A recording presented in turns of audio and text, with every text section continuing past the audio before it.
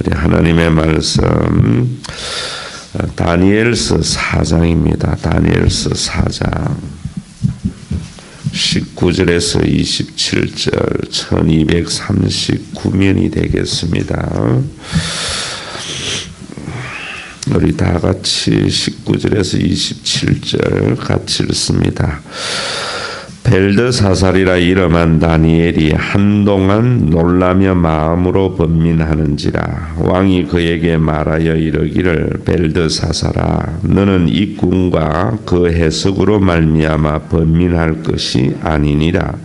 벨드사살이 대답하여 이르되 내 주여, 그 꿈은 왕을 미워하는 자에게 응하며 그 해석은 왕의 대적에게 응하기를 원하나이다.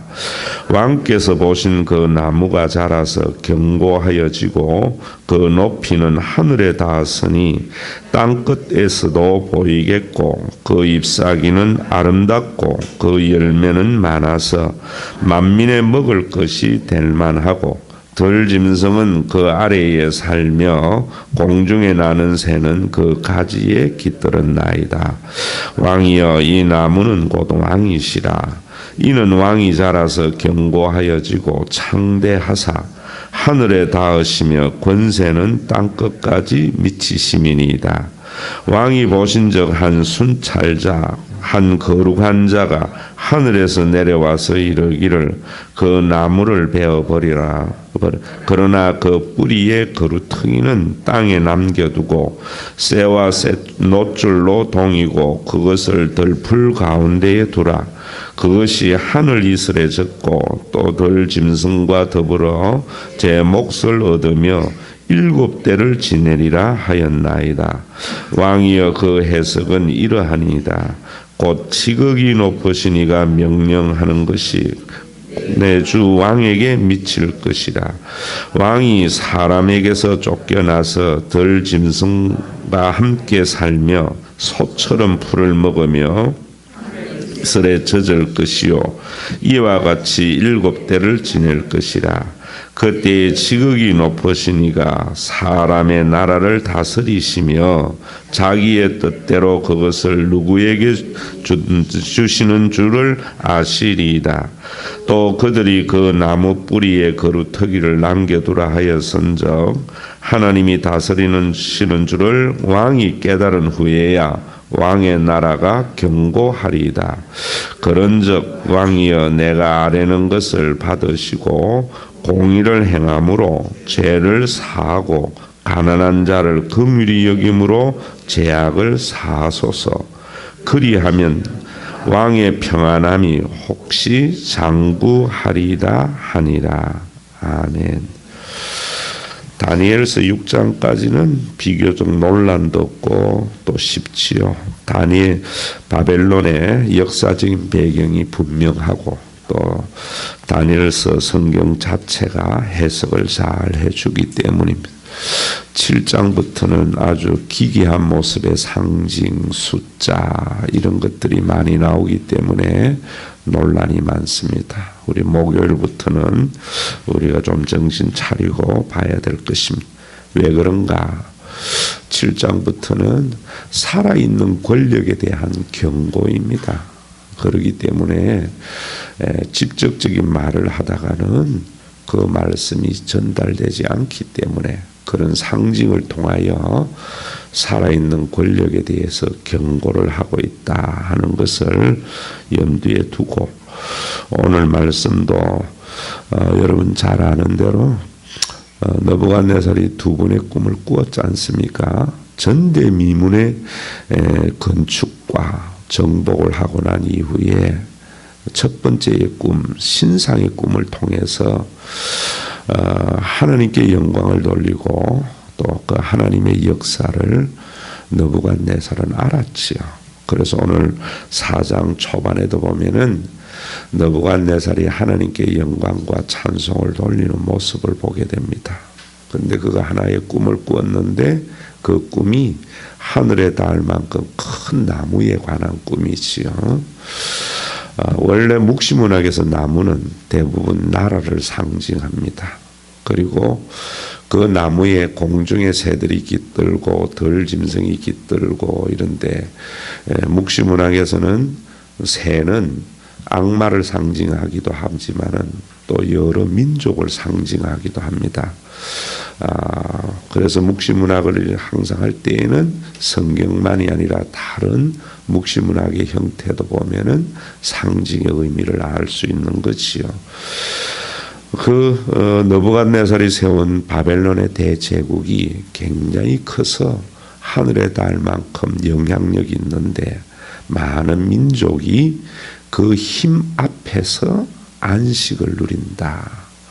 팍스 로마나와 같이 힘에 의해서 권력의 질서가 잘 편성이 되어져서 조화로운 삶을 살게 된다. 이런 말입니다. 그래서 백성들의 삶도 편안하지요. 가끔 우리가 그러잖아요. 민주화로 굉장히 복잡할 때에 옛날에 독재 시대가 나서 이런 게 있잖아요. 그런데 그런 것을 하나님이 추구하는 게 아니거든요. 그런데 뭐라는가 하면 한 순찰자, 거룩한 자가 내려와서 거루터기만 남겨놓고 싹 베어버리라. 그리고 쇠와 노쇠로 동해라. 그래서 7대를 그냥 지나게 되는데 그 7대 동안 이슬해졌고 그 다음에 들짐승과 함께 지냈다가 회복이 될 거다라는 꿈을 꾸었어요. 그런데 그 꿈이 뭔지 몰라서 또 역시 애굽의 바벨론의 술객들에게 물어보니까 몰랐잖아요. 그래서 지혜와 총명이 있는 다니엘을 물어보니까 왕이여 거기 왕에게 응하지 않고 다른 왕에게 응하기를 원합니다 라고 하면서 그 꿈을 해석을 해주는데 큰 나무는 왕입니다. 느부갓네살의 정권에 의해서 많은 사람들이 안식과 쉼을 쉬지만은 왕이 하나님께 영광을 돌리지 아니할 때에 하나님께서는 왕의 정권을 7년 동안 미치광이가 되어져서 들짐승과 같이 왕이 다리게 될 거다. 그러다가 왕이 총명이 돌아와서 다시 하나님께 영광을 돌릴 때에 왕은 회복될 것입니다. 라는 이야기를 해요. 오늘도 여러분 이 말씀이 그래서 25절에 한번 보세요. 그렇게 말하는 거죠. 왕이 이 사람에게서 쫓겨나서 들짐승과 함께 살며 소처럼 풀을 먹으며 하늘 이슬에 젖을 것이요 이와 같이 7대를 지낼 것이라. 왜 그런다고 해요? 그때에 지극히 높으신 이가 사람의 나라를 다스리시며 자기의 뜻대로 그것을 누구에게든지 주시는 줄 아시리이다. 여러분 오늘도 우리가 이런 고백이 있어야 돼요. 모든 권세는 하나님의 것인데 하나님의 뜻대로 그 권세를 부여하시는 겁니다. 사람에게 있는 것이 아니에요. 하나님께서 거두어 가시기도 하고 또 주시기도 하시는 그 하나님. 그런데 26절에 보면은 또 그들이 그 나무 뿌리에 거루터기를 남겨두라 하였은즉 하나님이 다스리시는 줄을 왕이 깨달은 후에야 왕의 나라가 견고하게 된다. 언제나 우리가 그러한 경고를 받아야 되죠. 왜 그런가? 그런즉 그래야 하는 이유는 27절에 왕이여 내가 아뢰는 것을 받으시고 공의를 행함으로 죄를 사하셨고 가난한 자를 긍휼히 여김으로 죄악을 사하소서.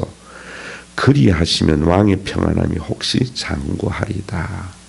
하나님이 모든 권세가 하나님의 것이고 또 하나님의 영광을 돌리지 아니할 때에 그 영광을 거두어 가는 이유는 가난한 자에게 공의를 베푸는 아름다운 하나님의 나라를 이루라고 그러신다는 것을 아셔야 돼요.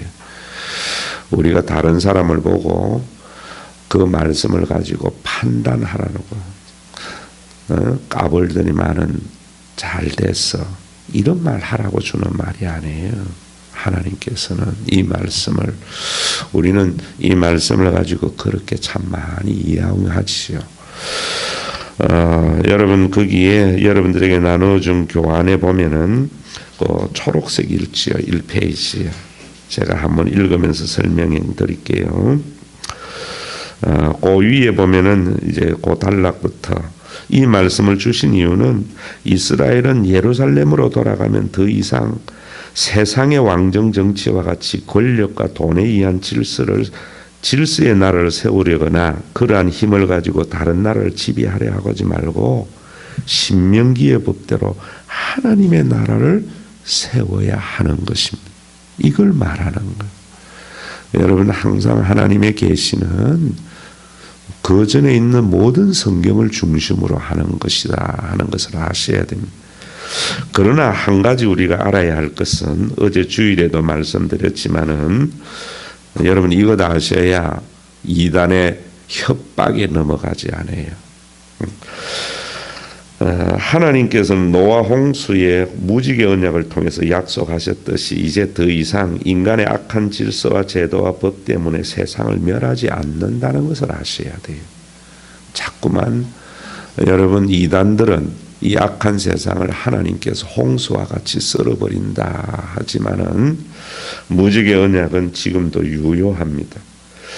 그래서 과거 이스라엘을 애굽의 노예가 되게 하여 무지개 언약 이후에 이스라엘 백성들이 하나님의 그러한 공의의 법을 다스리지 아니할 때에 또 애굽의 노예의 삶을 경험해서 인간의 힘과 권력에 의한 정치가 얼마나 나쁜 것인가를 체험하게 하셨잖아요.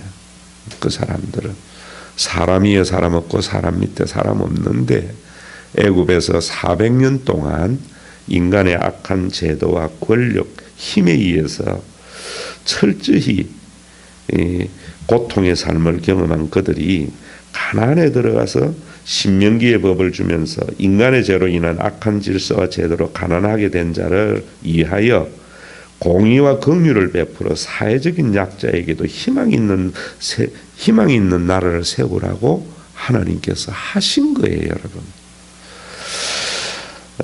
그러한 하나님의 나라를 위하여 왕과 제사장 제도만 있는 시대에 선지자라는 독특한 사회적인 제도도 주어서 왕과 제사장의 부정과 부패를 견제하게 하신 것을 알아야 합니다. 먼저 여러분, 구약 성경에 보면 선지자라는 독특한 제도를 준 것은 미래에 대한 예언이 아니에요. 언제나 인간이 만들어내는 두 권력의 축이 있습니다. 하나는 세상의 권력으로 가지는 왕적인 권력, 하나는 종교적인 권력. 그것이 아주 대표적으로 나타났던 것이 중세의 로마 가톨릭이었잖아요. 그건 뭐 로마의 가톨릭만이 아니고 지금도 교회 안에 존재하고 구약에도 존재했습니다. 그래서 그 왕과 제사장의 권력을 견제하는 독특한, 그래서 하나님의 공의가 실현된 나라가 되도록 선지자를 주신 거예요. 그래서 그 선지자의 말씀에 순종할 때에 아름다운 하나님의 나라가 이루어진 것이거든요. 그러면 오늘 여러분, 우리가 이것을 보면서 우리가 한 가지 생각해야 할 것, 뒤편에 보세요. 적용해. 우리가 이 세상, 이러한 것에 빛과 소금이 되어져서 이 세상을 하나님의 공의로운 나라로 만들어가는 것이 우리의 사명인데, 그러기 위해서 첫 번째로 여러분 저를 보시고 요거 보십시다. 첫 번째로 하나님께 영광을 돌리지 아니할 때에 느부갓네살이 7년 동안 미치광이가 되어져서 사람들에게 아주 냉소를 받으며 들짐승과 같이 지냈잖아요. 이 말씀이 뭐냐 하면은 우리가 하나님께 영광 돌리지 아니하면은 권력과 돈에 미친 사람들입니다. 모든 권세가 하나님께 아니라면은요, 권력과 돈에 사람들이 미쳐버려요. 그래서 자식도 보이지 않고 아무것도 보이지 않고 아버지도 보이지 않고, 그리고 여러분 사람들의 시선도 인식하지 못해요. 지금 우리 보지 않습니까? 여러분 그랬다가 청문회 나와서 얼마나 많은 우사를 당하는 것을 봅니까? 우리가 하나님의 모든 권세가 하나님께 있고 하나님께 영광을 돌리려고 하는 것은 돈과 권세에 미치지 않게 되기 때문입니다. 고백만이 아니에요. 왜 그래야 되는가 하면 그래야만이 하나님이 우리에게 주신 권세와 돈이 복이 되기 때문에 누릴 줄 알기 때문에. 여러분 보세요. 그 권세를 가지고 누릴 줄도 모르고요. 전전긍긍하는 사람, 돈에 미치면은 돈에 누리지 못해요. 오늘도 여러분 우리가 큰 권세, 큰 돈은 가지고 있지 않더라도 그것을 주시는 이도 하나님이고 가져가시는 이도 하나님인 줄 알아서 나에게 주어진 이 시간, 그걸 가지고 내 수고의 분복을 누릴 줄 아는 그런 귀한 성도가 되시기를 주의 이름으로 축원합니다. 두 번째로 거기에 해놨지요. 둘째 적용. 인간의 죄악이 만든 잘못된 사회 구조로 인하여 억압받는 사회적 약자들을 위해서 공산주의자들과 같이 쿠데타를 통한 사회의 질서를 바꾸려는 것이 아닙니다. 또 이런 것들을 이단들이 말하는 것 같이 세상에 하나님께서 썰어버리고 새로운 하나님의 나라를 질서를 짓는데 자기의 왕국으로 들어오라, 이것도 잘못이에요. 여러분 우리가 이런 사회를 보면서 교회는 신명기의 법대로 10의 9는 자신이 누릴 줄도 알고 10의 1은 하나님의 것인 줄 알아서 사회적인 약자에 대한 배려가 있는 교회가 되어져서 극단적인 가진 자와 가지지 못한 자가 대립하는 세상 속에 빛으로 드러나야 돼요. 요즘 초대교회에 제가 설교하면서 하잖아요. 우리가 비록 가진 것이 적었지만은 그 적음 속에서 서로 그래도 위하고 나누어 주려고 하고, 또 여기에는 왕의 권세가 목사나 장로에게 있는 것도 아니고요. 종교적인 제사장의 권세를 목사와 장로가 가져서 저주를 하면은 망하니 이러지 말고요. 하나님의 선지자의 말씀을 잘 받아들여서 각자의 역할을 자기가 잘 감당하는 것. 교회는 목사님은 성경을 바로 해석해서 교인들에게 가르쳐주고, 장로님들은 교인들을 잘 돌보고, 부교육자들은 그 모든 것들을 잘 스포트하고, 젊은 집사들은 열심히 봉사하는데 그것이 우열이 있는 것이 아니고 자원하고 기쁜 마음으로 자기 각자가 주어진 일을 해서 정말 아름다운 하나님의 나라를 이루어가야 돼요. 그래서 잠언 그 밑에 6장 6절에서 8절 제가 적어놨죠. 제일 밑에 우리 같이 한번 읽어봅시다. 게으른 자여 개미에게로 가서 그 하는 것을 보고 지혜를 얻어라. 개미는 두령도 없고 간역자도 없고 주권자도 없어되 먹을 것을 여름 동안에 예비하며 추수 때의 양식을 모으느니라. 우리 교회가 이런 교회가 될 수 있도록, 그래서 금년에도 여러분 우리가 각자 자기의 짐을 지라. 그리하여 그리스도의 법을 성취하라. 하나님의 법을 이렇게 성취해 나가는 거지. 이런 교회를 위해서 기도하시고, 그러기 위해서 세 번째 우리 이런 생각도 해야 됩니다. 그 셋째 해놨지요. 건강한 공동체의 회복을 구원이라고 말씀하시는 하나님께서는 게으름과 투기는 죄악이라고 하는 것을 알아야 합니다. 여러분 죄악은 뭐냐면은 내가 게으름, 내가 할 일 안 하는 것, 지옥 갈 일입니다. 성경이 말하잖아요. 한 달란트 받은 자 아무것도 안 하고 남에게 피해도 안 주었는데 게으름이 지옥 가는. 그리고 투기는 뭡니까? 다른 사람에게 눈물을 흘리는 행위입니다. 수많은 사람에게 눈물을 흘려서 소수에게 이익이 돌아가게 하는 것이 투기거든요. 이것은 죄악입니다. 오늘도 우리가 이런 경고를 받아서 교회가 정말 우리 한국 교회가 불의한 세상 속에 더불어 살아가는 아름다운 모습을 통해서 큰 돈이 있지는 않지만, 큰 권세는 있지 않지만, 개미는 두령도 없고 간역자도 없지만은 각자의 자기 역할을 통해서 겨울을 잘 준비하는 그런 교회의 모습을 위해서 우리가 기도해야 되고 한국 교회의 개혁이 그렇게 되어져야 됩니다. 또한 여러분 하나님께서 우리에게 젊음도 주시고 돈도 주시고 또 건강도 주시고 또 가져가게도 하시는 이유는 그걸 통해서 우리가 겸손해서 왜 겸손해야 됩니까? 그거 아실 때 누리는 겁니다. 그걸 모르기 때문에 수많은 사람들이 잃어버리고 난 뒤에 뭐라 그래요? 있을 때 그때 잘할 걸 후회하는 그리스도인이 아닙니다. 지혜자는 여러분 여러분 그 날이 닥치기 전에 경고를 받아서 하나님의 말씀 믿고 한번 나아가 봐는 거예요. 그래 사는 게 쉽지 않습니다. 하나님을 진정으로 믿을 때에 우리 속에 주시는 용기가 있을 때 그래 살아요. 믿으면 굉장히 사자굴에 들어가는 용기, 죽음을 위한 용기 필요한 겁니다. 그 용기는 남을 이기기 위해서 세우는 용기 아닙니다. 말씀을 믿고 그 말씀에 의지하는 그 용기. 그래서 여러분들의 하루의 삶이 가장 행복해서 평생 하나님 때문에 복된 생애를 사는 저와 여러분들이 되시기를 주의 이름으로 축원합니다. 우리 찬송가 23장 1절만 합시다.